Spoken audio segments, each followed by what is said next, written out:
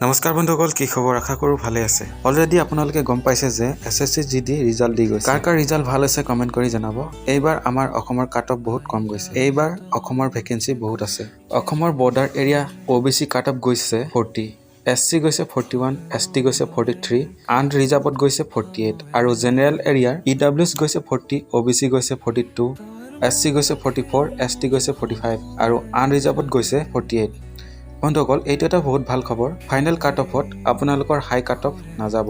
চ' বন্ধুসকল, আপোনালোকে এতিয়াৰ পৰাই লাগি যাওক, বহি নাথাকিব। ফিজিকেল কাৰণে প্ৰেক্টিছ কৰক।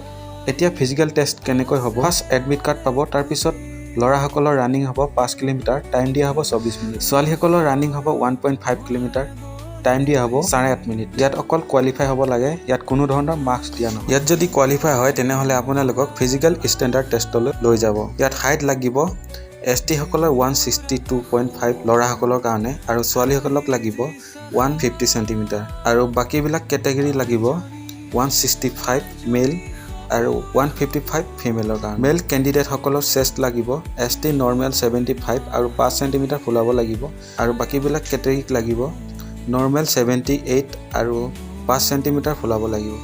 চ' বন্ধুসকল, ভালকৈ প্ৰেক্টিছ কৰক আৰু লাগি থাকক। যাৰ যাৰ নাম আহিছে কমেণ্ট কৰি জনাব। চ' বন্ধুসকল, আজি ভিডিঅ'টি ইমানেই। যদি ভিডিঅ'টি চাই ভাল পালে ভিডিঅ'টিত লাইক এটা লগতে চেনেলটো ছাবস্ক্ৰাইব কৰি দিব। ধন্যবাদ।